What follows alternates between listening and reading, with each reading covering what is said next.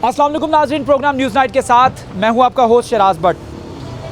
Government ने, वफाकी government ने ख़ास तौर पर एक ऑर्डिनेंस जारी किया है जिसे एंटी होर्डिंग ऑर्डिनेंस कहा जा रहा है। इस ऑर्डिनेंस के मुताबिक जो शख्स अपने गोदाम के अंदर ज़ख़ीरा अंदोज़ी करेगा या करता हुआ पकड़ा गया, उसके ख़िलाफ़ सख्त से सख्त कार्रवाई की जाएगी और उसको करार वाक़ई सज़ा भी दी जाएगी, जिसमें 3 साल की सज़ा है। और इसके साथ साथ जो गोदाम के अंदर माल रखा होगा उसका 50% उसको जुर्माना भी आयद किया जाएगा। अब गोदाम, कई कारोबार ऐसे हैं जो गोदाम के बग़ैर नहीं हो सकते, जिनके साथ गोदाम मशरूत है और उस गोदाम के अंदर जब तक माल नहीं होगा सप्लाई चेन जो है वो मुतासर होने का ख़दशा हमेशा रहता है। और इसी पर बात करने के लिए आज गल्ला मंडी में हम आए हैं और यहाँ देखेंगे, कॉन्सेप्ट क्लियर करेंगे कि कारोबार गल्ला मंडी के अंदर किस तरीके से हो रहा है और जो गवर्नमेंट ने ये SOP कायम किया है, जो ऑर्डिनेंस जारी किया है, उसके टर्म्स एंड कंडीशन दरअसल हैं क्या, और क्या वो गल्ला मंडी के अंदर जो कारोबार हो रहा है उस पर फिक्स बैठते हैं। ये जानने के लिए आज हम गल्ला मंडी में मौजूद हैं और मेरे साथ शेख इजाज़ साहब मौजूद हैं। उनसे बात करते हैं कि वो इस हवाले से क्या कहेंगे। अस्सलाम वालेकुम शेख साहब। वालेकुम अस्सलाम। सर, आप साल साल से यहाँ पर बिज़नेस कर रहे हैं, आपने देखा होगा क्या तरीक़ाकार है यहाँ पर बिज़नेस करने, क्या कारोबार करने का। आप ये बताइएगा कि तरीक़ाकार क्या है बेसिकली, जो पिछले आप कई सालों से, जिस तरह मैंने कहा कि आप देखते आ रहे हैं, कारोबार होता कैसे है यहाँ पर, किस तरह से यहाँ पर माल आता है, किस तरह से आगे सप्लाई होता है, कितनी क्वांटिटी आगे सप्लाई होती है, यहाँ पे आपके गोदाम के अंदर कितनी क्वांटिटी पड़ी होती है, ये थोड़ा ब्रीफ ज़रा 2-3 मिनट के अंदर बता दीजिए। शुक्रिया। जैसे मैंने कहा कि हम सिटी 41 के पहले भी मशहूर होते हैं। असल में इसमें सारा प्रॉब्लम क्या है कि एक है ओरिजिन, किसी भी चीज़ का रॉ मटेरियल का ओरिजिन होता है, वहाँ से लेके कंज्यूमिंग एंड के दौरान 3-4 स्टेप्स होते हैं। पहले तो आता है कि वो गल्ला मंडी में आया, फिर उसको प्रोसेस के लिए दोबारा चला गया, फिर प्रोसेस से फिर जो है आम कंज्यूमिंग एंड के ऊपर जाता है। इस सारी चेन के दरमियान हर आदमी के पास इतनी मतलब स्टॉक होना ज़रूरी है जिसके उसके रोज़ाना की चेन चले। तो हम अक्सर औकात ये कहा करते हैं कि 8 से 10 दिन का माल तो हर आदमी के पास पॉसिबल रखना चाहिए, वरना चेन कटती है, फिर मार्केट में सप्लाई रुकती है और उससे फिर रेट्स शूट अप हो जाती हैं। ठीक हो गया। ये तो है एक मैकेनिज्म। अब इसमें जो आप तौर पर कहते हैं कि ज़्यादा तेज़ी हो गई या मंदी हो गई, इसका ताल्लुक हमारे साथ ओरिजिन के साथ होता है। ओरिजिन जहाँ से रॉ मटेरियल चलते हैं, अगर वहाँ रेट शूट करते हैं तो फिर उसके अगले जितने भी प्रोसेस हैं उसमें रेट शूट अप होते हैं। अगर वहाँ रेट गिरते हैं तो फिर यहाँ भी गिरते हैं। जैसे अभी रिसेंटली पिछले 1 हफ्ते से और आज के रेट के अगर तकाबुल किया जाए तो चना स्याह, चना सफ़ेद, दाल मूंग और दाल मसूर और दाल माश, ये सारे कम से कम 15 से 20 रुपये केजी गिरे हैं। इसमें हम नहीं कहते कि हमारा बहुत कमाल है, कोई कमाल नहीं। ये एक मैकेनिज्म है, उस मैकेनिज्म में ओरिजिन में रेट गिरे, ऑटोमेटिकली मार्केटों के अंदर रेट गिर गए। यानी जिम्मेदार से लेकर जो है वो रेट चलना शुरू होता है। ओरिजिन से मुराद 2 हमारे ओरिजिन है। एक हम इंपोर्ट सेक्शन है हमारा। अच्छा, ठीक है। जो पल्सेस 70 to 80% इंपोर्ट होता है, ठीक है। 20% हम हमारा मुल्क उसको पैदा कर रहा है। ठीक है। तो दोनों आपस में इंटरलिंक होते हैं। अगर जहाँ भी रेट बेहतर होता है वो हमें दिया जाता है। शेख साहब, ये बात क्लियर कीजिएगा, क्योंकि कोरोना वायरस आया और ग्लोबली उसने इफेक्ट किया, लेकिन हमारी इंपोर्ट भी जारी बात है डिस्टर्ब हुई। इंपोर्ट डिस्टर्ब होने के बावजूद रेट्स कम कैसे हो गए? हाँ, अब ये हुआ कि बड़े मजे की बात है, इंटरनेशनली रेट गिरे, इंटरनेशनली एक्सपोर्ट्स रुकी, तो उनके अंदर के ओरिजिन के अंदर उनका जो एक्सपोर्ट होने वाला निकास था, आउटफ्लो, वो रुका, तो अंदर रेट गिर गए। और जब अंदर रेट गिरे तो ज़ाहिर है उसके उस सिस्टम के तहत हमने भी अंदर यहाँ रेट गिरा दी। हमारे पास जो स्टॉक मौजूद था, जो भी हमारे पास मौजूद था, हमने भी उसके रेट गिरा दिए। क्यों? क्योंकि बाहर ग्लोबली उसका रेट कम हुआ। अच्छा, जो 20% बकाया आपने बता दिया कि 20% हम खुद वो प्रोड्यूस कर रहे हैं, हमारी उस 20% की प्रोडक्शन के अंदर रेट्स को किस तरह उसका तयन होता है? यानी कि वो जो ज़िम्मेदार है वो उसका रेट निकालेगा। बहुत अच्छा सवाल किया। अब ज़िम्मेदार भी समझदार हो गया, वो सबसे पहले वो भी इम्पोर्ट का रेट देखता है। फॉरेन ट्रेड के अंदर सबसे पहले बाहर के रेट्स देखे जाते हैं, फिर यहाँ का ज़िम्मेदार अपनी मर्जी से उसके साथ करीब अपना रेट निकालता है। अच्छा, वो उसके करीब, अच्छा, वो उसको जज करता है कि वो 80% का क्या रेट चल रहा है बाहर, उस हिसाब से करीब मिलता जुलता कोई ना कोई रेट निकाला जाता है।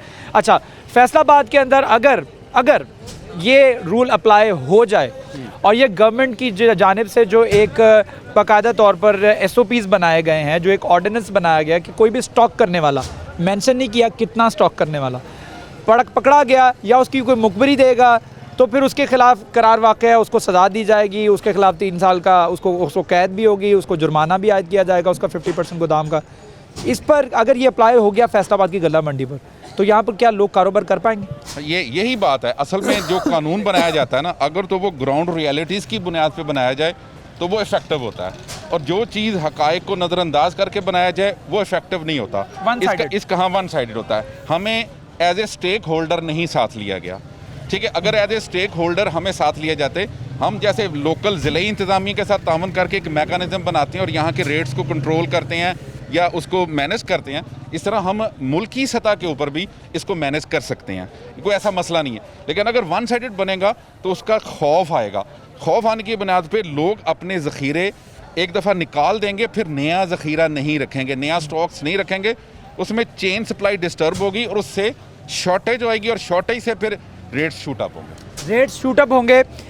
ये जो गवर्नमेंट की जानिब से एक बाकायदा तौर पर एक ऑर्डिनेंस इसको बना दिया गया है, इससे क्या क्या इम्पेक्ट आ सकते हैं और किस तरीके से हमारा यहाँ का कारोबार जो है मुतासर हो सकता है, इस हवाले से हम आज जानकारी हासिल करने की कोशिश कर रहे हैं। मेरे से कुछ और भी ताजिर मौजूद हैं, उनसे बात करते हैं। अस्सलाम वालेकुम। वालेकुम सलाम। आप बताइएगा, आपका एक्सपीरियंस है, 20-30 साल का एक्सपीरियंस है आपके पास जो आपने यहाँ पर काम किया है, और इसके साथ साथ आपको पता है कि एक ऑर्डिनेंस जो अब लागू हो रहा है, जिसको इंट्रोड्यूस करवाया जा चुका है और 2-3 दिन के अंदर इसको अप्लाई भी कर दिया जाएगा। ज़ाहिर बात है फिर ज़िले इंतज़ामिया आएगी और आपके आके गोदाम चेक करेगी और ये कंसिडर करेगी आपकी बोरियाँ, और फिर आपके गोदामों को खुदा न ख्वास्ता सील करना शुरू कर दिया जाएगा। तो आप फिर क्या कहते हैं कि अगर ये काम नहीं होगा तो ये स्टॉकिस्ट कहाँ किसको जा रहा है? ये आपको डायरेक्टली कहा जा रहा है या स्टॉकिस्ट जो है वो उसको कहा जा रहा है जो अपने स्टॉक को रखता है और सेल नहीं करता? बिस्मिल्लाहिर्रहमानिर्रहीम। पहले जब हमारे जहाँ साहब ने आपको बताया, ये जो हमारी दुकानों पे पर जो माल पड़ा है ना, अगर किसी के पास 1000 तोड़ा पड़ा है, किसी को 500 पड़ा है, ये जो गवर्नमेंट समझती है ये ज़ख़ीरांदोज़ी है। ये हमारी ज़ख़ीरांदोज़ी नहीं है। यहाँ पाकिस्तान की सबसे बड़ी मंडी फैसलाबाद की है। यहाँ पर हर दुकान पर हर किस्म का माल मिलता है, हर किस्म का गाहक आता है। जब वो गाहक इस चीज़ की डिमांड करता है, हमसे को 100 तोड़ा लेना है या किसी ने 500 तोड़ा लेना है या 1000 तोड़ा लेना है, हमारे पास अगर यहाँ नहीं मौजूद तो हमारे गोदाम है, गोदाम से हम अपना माल गोदाम से वहाँ डिलीवरी कर देते हैं। हम इसको स्टॉक नहीं करते। स्टॉकर हम यहाँ के लाइसेंस होल्डर हैं। जो स्टॉकर वो लोग हैं, ज़ख़ीरांदाज़ वो लोग हैं जिनके पास ज़ख़ीरा मतलब लाइसेंस नहीं है, जो इस प्रोफेशन से ताल्लुक़ नहीं रखते। वो जो लोग हैं जो कहते हैं ना, उन्होंने साइड बिजनेस पे गोदामों में माल ज़ख़ीरा किया, फसली बटेरे हैं। गल्ला मंडी में 500-700 दुकान है। इस दुकान के जिस दुकान पे आप जाएंगे, आपको जिस चीज़ की ज़रूरत होगी आपको डिमांड आपकी पूरी होगी। अगर डिमांड पूरी ना हो, जब माल पड़ा हो, हम नहीं बेच रहे, तो फिर हम ज़ख़ीरांदोज़ हैं। या तो आपके पास लाइसेंस ना हो, हाँ जी, या फिर आप सेल ना कर रहे हो, तो फिर उसको हम ज़ख़ीरांदोज़ी में काउंट कर सकते हैं। अदरवाइज़ अगर आपके पास लाइसेंस भी मौजूद है और आपकी सेल जो है यौमिया बुनियादों पर जारी है, तो फिर ये स्टॉकिस्ट में नहीं आता। स्टॉक में नहीं आता, बिल्कुल नहीं आता, होल्डिंग में नहीं आता। होल्डिंग में नहीं आता। ज़ख़ीरांदोज़ वो लोग हैं जिन्होंने अपना माल लेकर कहीं दूर गोदामों जो माल सील अपना गोदाम में सील किया हुआ है। हमारी गल्ला मंडी में ओपन माल पड़ा हुआ है। अगर आप 100 तोड़ा मांगेंगे, 50 तोड़े मांगेंगे, 10 मांगेगा, आपको अवेलेबल होगा। अगर आप कोई किसी ग्राहक को सौदा माल ना मिले तो फिर तो हम कहेंगे भाई हम ज़ख़ीरांदोज़ हैं। जब गाहक की डिमांड पूरी हो रही है, अगर कोई 2 गाड़ी भी लेना चाहता है, 5 गाड़ी भी लेना चाहता है, हम अपनी गोदाम से उसको माल डिलीवरी देते हैं। हमारे गोदाम में जो माल हो गवर्नमेंट समझती है हम ज़ख़ीरांदोज़ हैं। हम ज़ख़ीरांदोज़ नहीं, हमारा एनी टाइम फॉर सेल माल है ये हमारा। लेकिन इस चीज़ को क्लियर नहीं ना किया गया, इस ऑर्डिनेंस के अंदर इस चीज़ को क्लियर नहीं किया गया कि स्टॉक होगा कितना, इसके ऊपर शर्त क्या होगी। अगर 1000 बोरी है, 2000 बोरी है, 5000 बोरी है, 1 लाख बोरी है, इससे एक्सीड आप करेंगे, ये क्लियर नहीं किया गया, जिसकी वजह से मेरे ख्याल में ताजरों के अंदर एक कन्फ्यूजन है, एक उनके अंदर इंस्टेबिलिटी पाई जा रही है कि हम क्या करेंगे अब, क्योंकि उसमें चंद बोरियां रखने वाला भी ये सोच रहा है कि इसमें मैं तो नहीं इस जुमरे में आ जाऊंगा। ये बात यह है कि गवर्नमेंट ने जो कानून पास किया है ना, वाज़े किया है ना, जो कानून का आर्डर दिया है, उन्होंने हमें एतमाद में नहीं लिया। अगर हम से इसके अंदर अभाम है, अगर हमें एतमाद में लिया होता, हम उनको वाज़े बताते, उनको पता चलता। वो अपने दफ्तर में बैठ के अपनी बात 4 आदमी बैठ के वो फैसला कर लेते हैं। जब गल्ला मंडी में आते ही नहीं है, किसी से पूछते नहीं है क्या हो रहा है क्या नहीं, वो दफ्तर में बैठ के आते हैं ये ज़ख़ीरांदोज़ हो गया। उन्होंने कभी आज तक इन्होंने इतनी जहमत नहीं की कि गला मंडी में आके किसी शॉप से आकर कुछ चीज़ खरीदें। अगर उनको इनकार हो या ना मिले फिर तो कभी खरीदारी हो रही है, चीज़ की किल्लत पैदा हो रही है। हम हर चीज़ अवेलेबल दे रहे हैं, जो गाहक मांग रहा है, 1 तोड़ा मांगता है उसको भी दे रहे हैं, जो 100 मांगता है उसको भी दे रहे हैं। इस बात को क्लियर करने की बहुत ज़रूरत है, बहुत ज़्यादा ज़रूरत है कि जो लोग यहाँ पर अपना कारोबार चलाए हुए हैं वो उनकी सप्लाई रुक रही, और उसका सबसे बड़ा सबूत ये है कि ये ज़ख़ीरा अंदोज़ नहीं है। उसका सबसे बड़ा सबूत ये है कि दालों की कीमतें, जैसा शेख साहब ने बताया कि दालों की कीमतें कम हो रही हैं, उनके रेट्स गिर चुके हैं, और ये माह रमज़ान से कबल हुआ है। ये इस बात का बहुत बड़ा सबूत है कि ये स्टॉकिस्ट नहीं है, ये होर्डिंग नहीं कर रहे।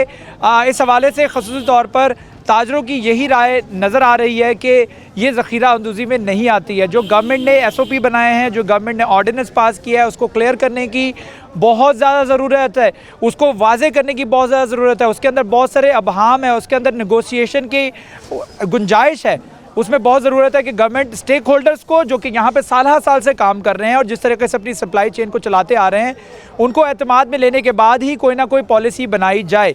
इस हवाले से फैसलाबाद के मज़ीद ताजर क्या कहते हैं, मज़ीद कारोबारी हजरात क्या कहते हैं, यहाँ के मुंतज़मीन क्या कहते हैं, जो सप्लायर्स हैं वो क्या कहते हैं, ये जानने की प्रोग्राम में और कोशिश करेंगे। लेकिन ख़ुसूसी तौर पर यहाँ वाज़े करना बहुत ज़रूरी है कि स्टॉकिस्ट के अंदर और एक कारोबार करने वाले के अंदर क्या डिफरेंस है। इस प्रोग्राम के अंदर हम वो दरमियानी जो लाइन है, लकीर है, वो खींचने की कोशिश करेंगे।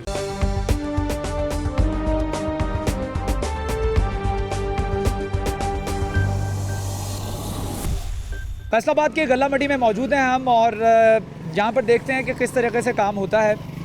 यहाँ पर मेरे सामने बहुत सारे गोदाम हैं और गोदामों के अंदर बहुत सारी बोरियाँ भी नज़र आ रही हैं, और हुकूमत की जानिब से जो ऑर्डिनेंस नया मुतारिफ़ करवाया गया है और जिसको इम्प्लीमेंट भी कर दिया जाएगा माह रमज़ान से कबल, और जिसके मुताबिक जो भी स्टॉकिस्ट होगा, जो भी अपने गोदाम के अंदर एक्सेस माल रखता दिखाई देगा, उसके ख़िलाफ़ सख्त से सख्त कार्रवाई की जाएगी और उसकी मुखबरी करने वाले को भी जो है वो इनाम दिया जाएगा।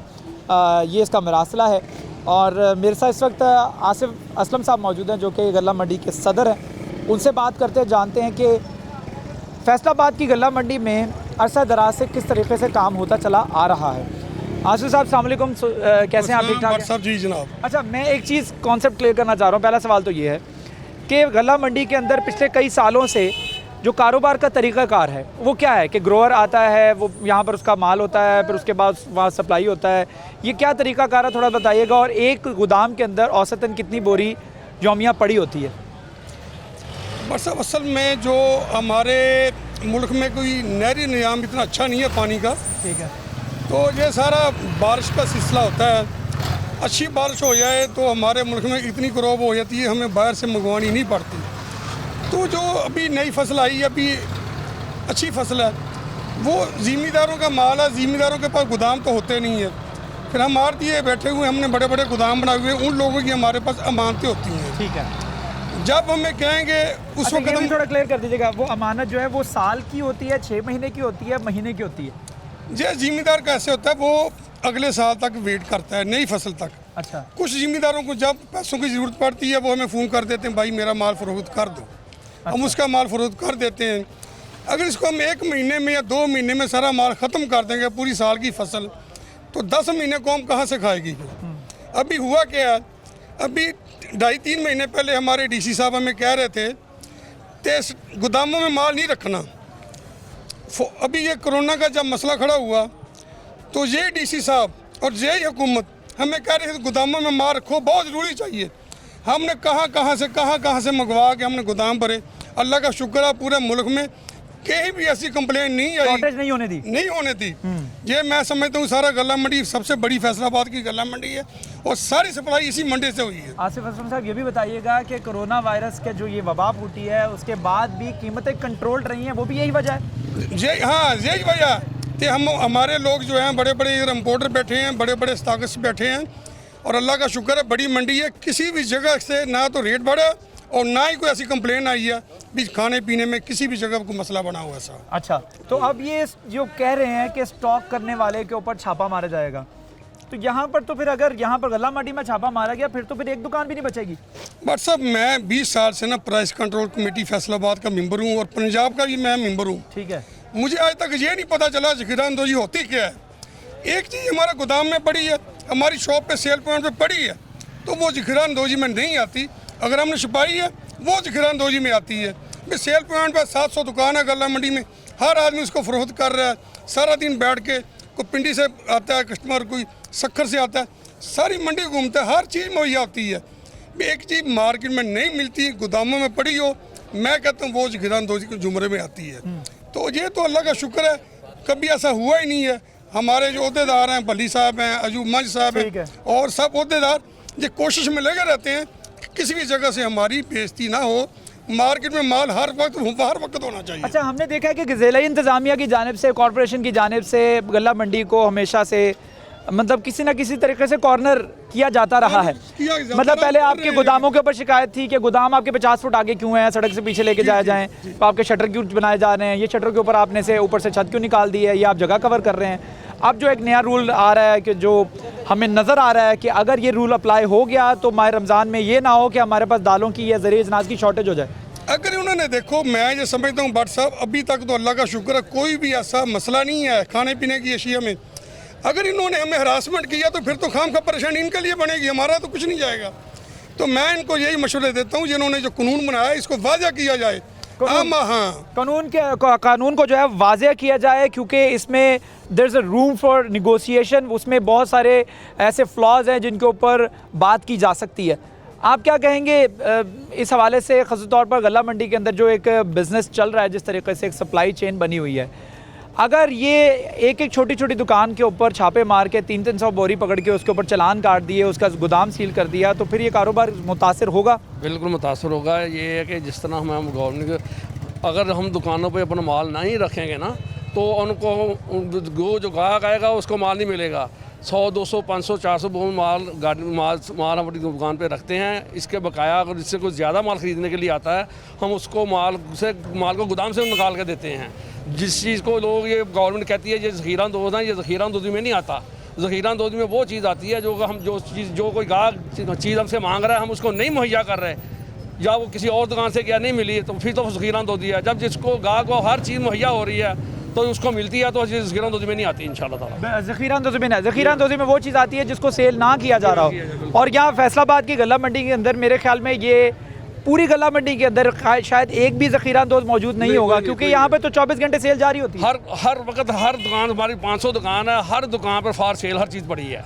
कोई गायक जिस दुकान पे जाएगा उसको ये नहीं होगा जिसको मुझे यहाँ से चीज़ नहीं मिली। आप उसके ऊपर कमेंट करें। ये जो इन्होंने SOP दिए हैं, जो ऑर्डिनेंस कायम किया है, ये ऑर्डिनेंस जो है क्या ये एक्सेप्टेबल है? नहीं, गलत है बिल्कुल। ये जो उन्होंने कहा ना कि ये ज़ख़ीरा अंदोज़ी का, आज तक हमें यही नहीं पता चला कि ज़ख़ीरा अंदोज़ी कैसे कहते किसे। अब हम है इसके। हाँ जी, हम ये कहते हैं जब ज़ख़ीरा अंदोज़ी वो होता है जब हम चीज़ कोई ग्राहक हमसे लेने आए, उसको कोई चीज़ ना मिले, हमने अंदर गोदाम में रखी है और उसको फार सेल नहीं कर रहे, फिर तो हम ज़ख़ीरा अंदोज़ हैं। जब हमने सामान दुकान पर रखा बेचने के लिए, कुछ गोदाम में पड़ा है, कुछ जो जिस किस्म का ग्राहक आता है उसको हम माल मुहैया करते हैं, और उसको हम अगर हम ना दें तो फिर ज़ख़ीरा अंदोज़ है। यहाँ पर फैसलाबाद में कोई भी ज़ख़ीरा अंदोज़ नहीं है। पाकिस्तान भर बल्कि दुनिया भर में अगर कोरोना वायरस जैसी वबा अगर फूटी है, उसके बाद मैशत जो है वो डिस्टर्ब हुई है, चीज़ों की कीमतें बढ़ी हैं। लेकिन अगर दालों की कीमतों के हवाले से बात की जाए, अगर स्लाइटली बढ़ी हैं तो बहुत ज़्यादा नहीं बढ़ी, उसकी कोई शॉर्टेज भी नहीं हुई, और अवेलेबल भी हैं, दस्तयाब भी हैं, और आज भी अवेलेबल हैं, बल्कि कम हुई है। चने की फसल आनी शुरू हुई है, 500, 700, 800 रुपया मन कीमत कम हो गई है। अच्छा, हमने देखा कि दुनिया भर में ये जिस चीज़ की डिमांड ज़्यादा हो, डिमांड जिस चीज़ की ज़्यादा हो, उस चीज़ की कीमत भी बढ़ जाती है, लेकिन दालों की कीमतें नहीं बढ़ी।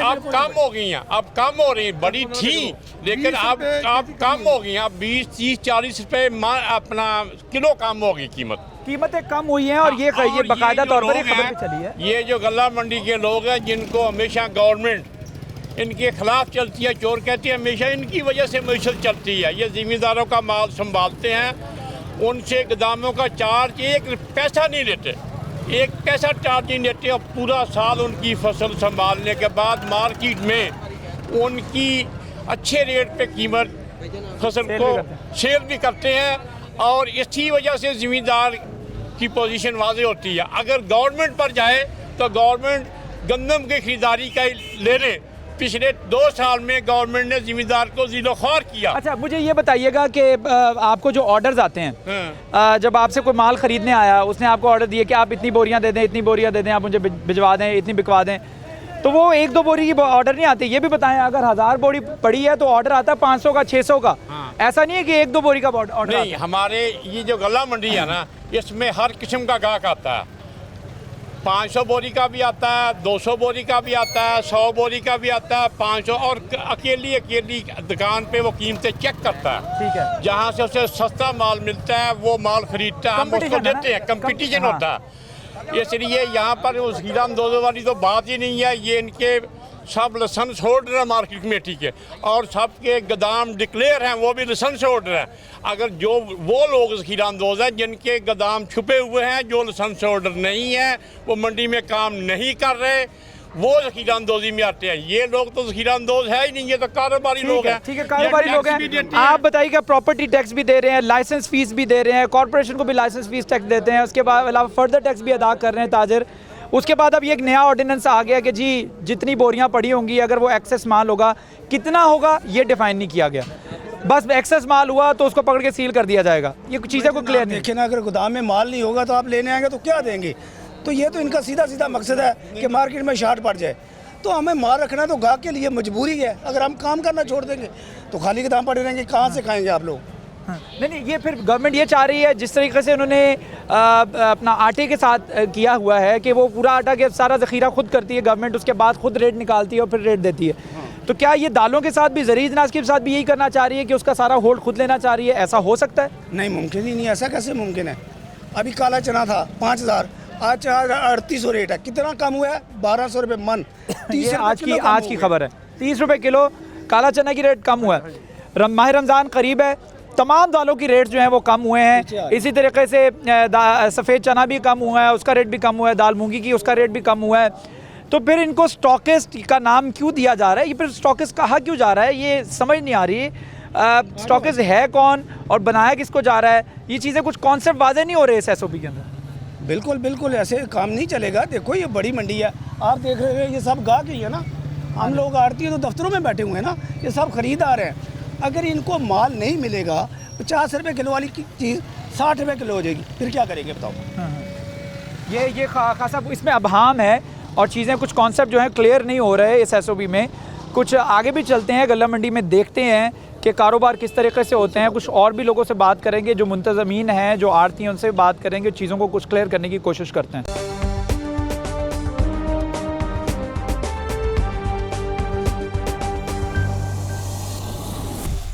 ज़ख़ीरा अंदोज़ी और होर्डिंग के जो कॉन्सेप्ट को क्लियर करने की कोशिश कर रहे हैं अपने आज के प्रोग्राम में हम। ज़ख़ीरा अंदोज़ी क्या है और उसके क्या क्राइटेरिया है, क्या उसके SOPs हैं, इस हवाले से बाकायदा तौर पर जो गवर्नमेंट ने 2 रोज़ कबल एक आर्टिकल बाकायदा तौर पर एक ऑर्डिनेंस बनाया है, जो एक ऑर्डिनेंस कायम किया है। उस ऑर्डिनेंस के तहत क्या क्या उसके रूल्स होंगे, उसमें कुछ क्लियर नहीं हो पा रहा कि कितना स्टॉक होगा जिसको आप एक्सीड कर देंगे तो फिर वो ज़ख़ीरा अंदोज़ी काउंट होगी। इसी कॉन्सेप्ट को क्लियर करने के लिए अभी गल्ला मंडी में मैं मौजूद हूँ, जहाँ पर असलम भली साहब मेरे साथ तशरीफ़ रखते हैं, जो कि सुप्रीम अंजुमन ताजरान के सदर भी हैं और इसके साथ साथ शुगर डीलर्स एसोसिएशन पंजाब से है, उसको रिप्रेजेंट भी कर रहे हैं। गोल करियाना फैसलाबाद में उसको भी रिप्रेजेंट कर रहे हैं। उनसे बात करते हैं कि वो इस हवाले से क्या कहेंगे। भली साहब, थैंक यू सो मच मुझे ज्वाइन करने के लिए। ज़रा क्लियर कर दीजिएगा, क्योंकि हमने वो ऑर्डिनेंस पढ़ा, उस ऑर्डिनेंस में कहीं नहीं लिखा कि 10,000 बोरी या 3 लाख बोरी या 1 लाख बोरी आप रखेंगे, उससे ज़्यादा एक्सीड करेंगे तो आप। अब उन्होंने सिर्फ कह दिया एक्सीड माल। एक्सीड का मतलब है कि आपकी दुकान के अंदर अगर 100 बोरी भी पड़ी है तो भी आप स्टॉकिस्ट कहला सकते हैं। तो क्लियर कर दीजिएगा कि कुछ कारोबार ऐसे हैं जो बग़ैर कुछ थोड़ा बहुत गोदाम के अंदर सामान रखे बगैर हो ही नहीं सकता, वो ज़रा क्लियर कर दीजिए। जी, बिस्मिल्लाहिर्रहमानिर्रहीम। सबसे पहले जी 41 का शुक्रिया। ये आजकल हमारे लिए एक मुसीबत बनी हुई है। जो भी हम फूड स्टफ़ का कारोबार करने वाले लोग हैं, उनके ऊपर ज़ख़ीरा अंदोज़ी की इन्होंने तलवार लटकाई हुई है पिछले कई महीनों से। अभी ये आर्डिनेंस की मौजूदगी में ऐसा लगता है कि हम कारोबार शायद कर ही नहीं पाएंगे। अब ये भट्ट साहब अगर इसको देखें, जिस तरह आपने खुद कहा अपने इब्तिदाइया में कि कोई चीज़ डिफ़ाइन नहीं है उसमें, मेरा कहना ये है कि जो ग्रोअर माल जो उगाता है किसान जो है, वो जब उगाता है महीने साल पूरे में एक फसल होती है हर क्रॉप की, चाहे दालें हों, चाहे चावल हों, चाहे फलां हो। और उसके बाद उसने आगे हमारे गोदामों में स्टोर होना होता है, क्योंकि ग्रोअर के पास कोई स्टोरेज कैपेसिटी नहीं होती।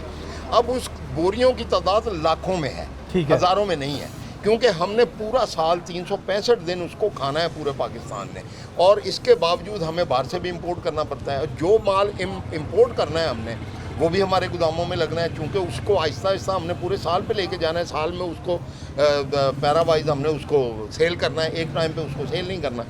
अब हमारे लिए मसला ये बना हुआ है, हमें ये बताया ही नहीं जा रहा कि 200 बोरी होर्डिंग है, 500 बोरी है, लाख बोरी है, और लाखों बोरी हमने रखनी होती है, तभी हम सप्लाई चेन को बरकरार रख सकते हैं।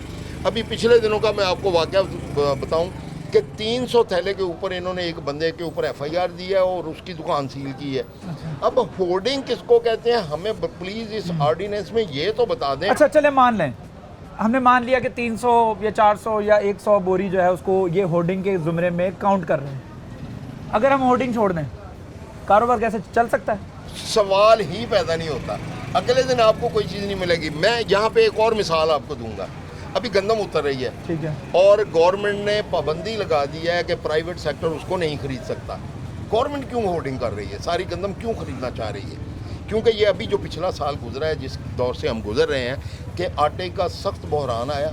अगर गवर्नमेंट के अंदर गंदम ना होती, वो फ्लोर मिलों को ना देती, तो आटा प्रॉपर सप्लाई ना होता। उसमें करप्शन के मामला भी हैं, उसको हम डिस्कस नहीं करते, वो एक अलग चैप्टर है।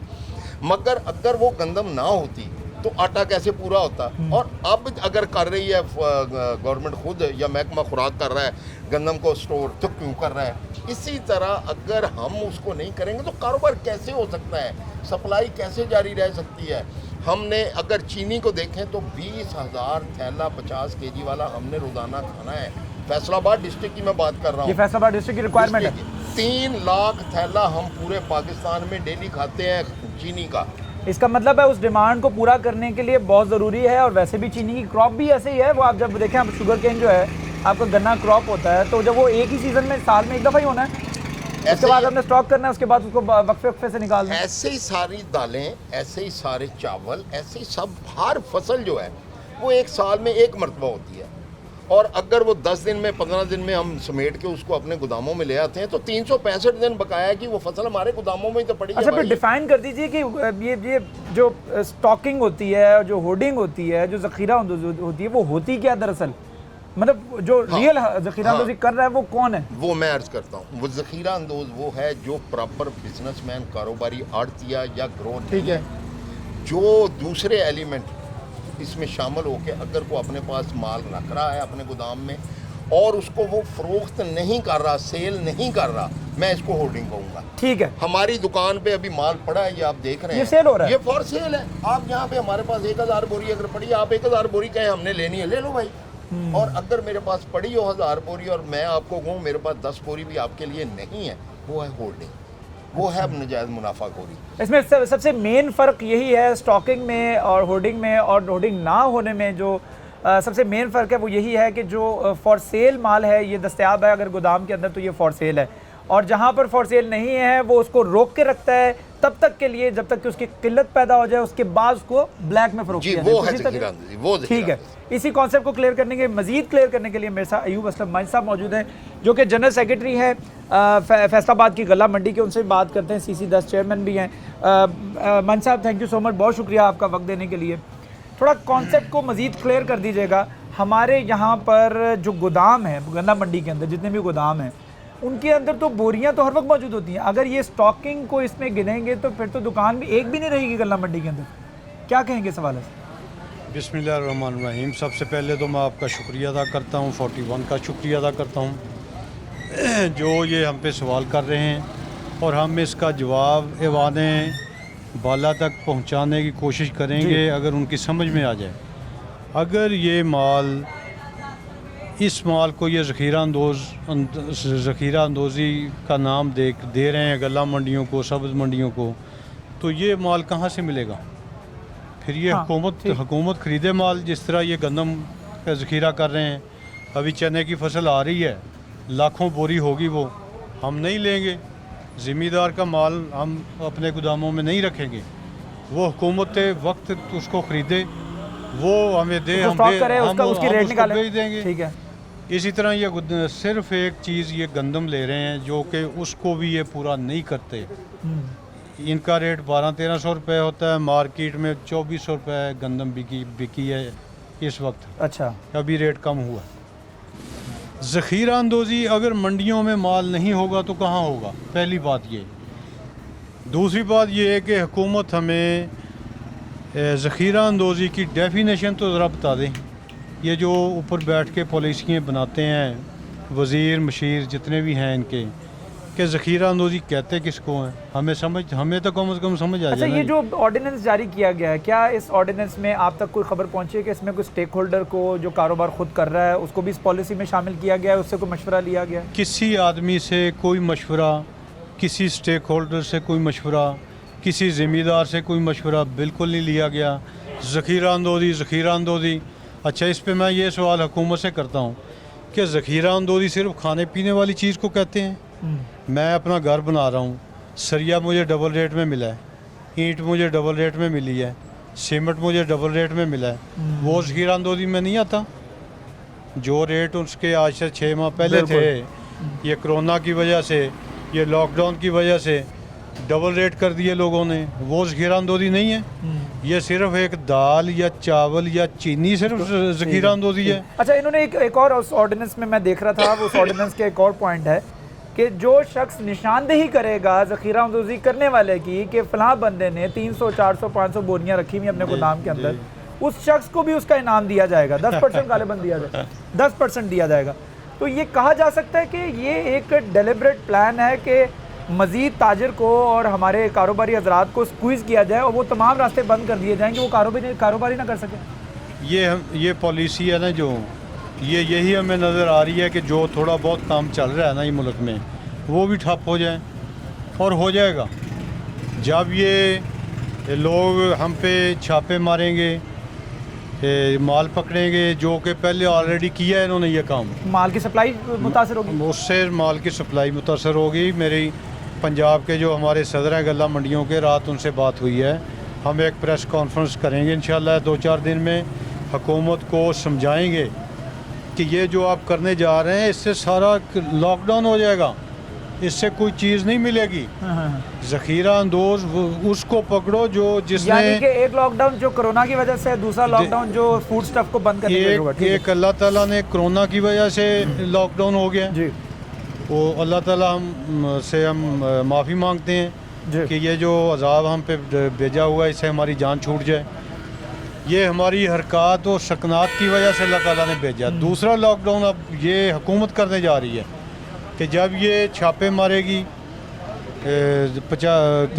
कितना इनाम रखा है कि जो पकड़ाएगा ये माल वो उसको हम इनाम देंगे। वो तो लाखों बैठे हैं, वो तो आपके ऊपर नजर रखे हुए, किसी को पूछने की जरूरत ही नहीं है। मंडी में आ जाएं, ये लाखों बोरी पड़ी है, पकड़ लें इसको। ये हमारी नहीं है, ये जिम्मेदारों का माल है, ये जिम्मेदार का माल है और यहाँ पर आता है और वक्फे से जाता रहता है। ऐसा नहीं है कि पड़ा हुआ है और फॉर सेल नहीं है, शटर बंद है। ये फर्ज करें, आप जिम्मेदार हैं, ये 200 थैला आपका है, ये जिम्मेदार है, ये 500 बोरी उसकी है, वो जिम्मेदार है। चले एक मान लिया कि जी यहाँ पर आप रख नहीं सकते, जिम्मेदार कहाँ रखेगा? यही तो हमारा सवाल है हुकूमत पे कि हम नहीं लेते। चने की फसल आ रही है, लाखों बोरी है, हुकूमत ले ले, नहीं हम नहीं लेंगे। हुकूमत फिर हमें दे, फिर हम आगे बेचेंगे। हमें क्या ज़रूरत है कि हम छापे भी पड़वाएं, हम पे ये पर्चे भी दें, हम जलील भी हों, हम मीडिया पे हमें नशर भी किया जाए। प्रोसीजर समझा दीजिएगा मंच साहब कि ये जिम्मेदार का माल होता है, फिर यहाँ से सप्लाई कैसे होता है और किस तरीके से यहाँ से जाता है, और यहाँ यौमिया बुनियादों पर यहाँ से हज़ारों बोरी जो है वो सर्कल में चल रही होती है। वो मैं ये आपको समझाता हूँ। ये ज़िम्मेदार का माल होता है हमारे पास। फ़र्ज़ करें अब चने की फसल आ रही है, वो चना ज़िम्मेदार बेचारे के पास इतनी जगह नहीं है कि वो उसको कहीं रख ले। उसकी ये सारे साल की मेहनत होती है, मशक्क़त होती है, रात को वो पानी लगाता है, गर्मी की धूप में फिरता है, वो मरता है। वो उसने ये काट के चने निकाल के हमें बेच देना है गल्ला मंडी में, ठीक है, और उसने जिस तरीके से कहना है कि इसको फ़रोख्त करते जाओ, हमने उसको बेच देना है। इसमें होल्डिंग क्या है, इसमें ज़ख़ीरा अंदोज़ी क्या है, पहले तो ये हमें समझाइए। आपकी कोई चीज़ आ गई, आपकी मकई है, आपने मकई बेच दी, वो हमने बेच देनी है। मेरी के गंदम है, मेरे पास आई, वो मैंने बेच देनी है। इसी तरह चावल आ रहे हैं, वो जिस ज़िम्मेदार के हैं उसके बेच देने हमने। हमें समझ नहीं आ रही कि ये ज़ख़ीरा अंदोज़ी के नाम पे अभी तो यही नहीं हमें पता चल रहा कि ज़ख़ीरा अंदोज़ है कौन। अगर गला मंडी, सब्ज़ मंडी ज़ख़ीरा अंदोज़ है, फिर हम इसको ताले लगा के घर बैठ जाएंगे। हुकूमत जाने, अवाम जाने, हुकूमत ने कहाँ से इनको चीज़ें देनी है, सप्लाई करनी है, कहाँ से लोगों को खिलाना है, वो हुकूमत को दे उनको चीज़ें। बिल्कुल हम बिल्कुल तो नहीं, ना अपनी बेइज्जती करवाएंगे, ना हम छापे मरवाएंगे, ना हम ज़ख़ीरा अंदोज़ हैं। अगर कोई है हम उसके साथ भी माह नहीं हैं। रमज़ान आ रहा है, हम चाहते हैं कि आप एक दफ़ा गवर्नमेंट से कोई अपील करना चाहें कि हमें इस तरीके से तंग ना किया जाए ताकि हम बिला तातुल अपने फूड स्टफ़ की सप्लाई जो है जारी रखें। मैं हुकूमत वक्त को ये पैगाम देना चाहता हूँ, ये अपील करता हूँ हुकूमत के सामने। रमज़ान शरीफ आ रहा है, कभी ज़ल्ज़ला आ जाता है हमारे मुल्क में, कभी कोरोना आ जाता है, कभी सैलाब आ जाता है। सबसे ज़्यादा जो ताजर गल्ला मंडी के हैं, ये माल हम खुद इसका नुकसान बर्दाश्त करते हैं। जो डीसी साहब का रेट होता है जिसमें लाखों करोड़ों रुपए हमें घटते हैं, वो हम डालते हैं, हम इन लोगों को माल सप्लाई करते हैं। ये बाज़ारों में, रमज़ान बाज़ारों में तकरीबन 18-20 बाज़ार लगेंगे अभी शहर में, वहाँ हमने माल सप्लाई करना है। बिल्कुल। जो सब्सिडी आती है हमें नहीं पता वो कौन लेता है, कौन खा जाता है। आज तक हम तक वो सब्सिडी नहीं पहुंच सकी। ठीक है। जितनी भी हुकूमतें आई हैं उसका जो घाटा होता है वो हम बर्दाश्त करते हैं, और जितना माल सप्लाई डीसी साहब कहते हैं हम वो उन तमाम बाज़ारों में उसी रेट पे देते हैं जो डीसी रेट होता है। जो डीसी रेट होता है उस रेट पे हम देते हैं। बिल्कुल। फ़र्ज़ करें चने का रेट 100 रुपये केजी है मार्केट में, डीसी साहब का 80 रुपये है, हम उस वो पे देते हैं। 20 रुपये केजी 30 केजी नुकसान हम आप देते अपने पे डाल के आवाम को रिलीफ देते हैं, जबकि हुकूमत कुछ कोई रिलीफ नहीं देती। ठीक है, ठीक है। जो ये बात तो हमने पहले भी सब्सिडी क्लियर की थी कि भली साहब ने भी क्लियर की थी कि हम नो प्रॉफिट नो लॉस पे जो है वो माह रमज़ान को गुजारते हैं ताकि हम आवाम तक बेहतर से बेहतर अच्छे रेट पर अच्छी क्वालिटी की चीज़ें पहुंचा सकें। बड़ी सहरा से गुफ्तगू रही है, लेकिन एक चीज़ तो कॉन्सेप्ट क्लियर होता चला जा रहा है कि जिस तरीके से शुगर की शॉर्टेज हुई थी और शुगर की शॉर्टेज होने के प्रोडक्शन कम थी, लेकिन उसके बावजूद गवर्नमेंट ने उसको एक्सपोर्ट किया, जिसके बाद हम देख रहे हैं कि शुगर की प्राइसेस बहुत ज़्यादा हाई चली गई है और वो कंट्रोल नहीं हो रही है। इसी तरीके से दीगर ज़रूरी अजनास की कीमतें भी बढ़ सकती हैं अगर इसको स्टॉक का नाम देकर, इसको होर्डिंग का नाम देकर, इसको ज़ख़ीरा अंदोज़ी का नाम देकर बिला वजह छापे मारकर दो गोदाम अगर सील किए गए तो फिर बाकी गोदाम वाले जो हैं वो अपना माल रखना बंद कर देंगे और इसी तरीके से सप्लाई चेन भी मुतासर होगी। बहुत ज़रूरी है कि स्टेक होल्डर को, ताजर को लूप में लेके एतमाद में लेने के बाद ही कोई पॉलिसी या इस तरीके का कोई ऑर्डिनेंस जो है वो बनाया जाए। उम्मीद करते हैं गवर्नमेंट इसके ऊपर दोबारा से रोशनी डालेगी, इसको दोबारा से रिवाइज़ करेगी। इसी के साथ साथ अपने होस्ट शराज भट्ट को इजाज़त दीजिए। अल्लाह हाफ़िज़।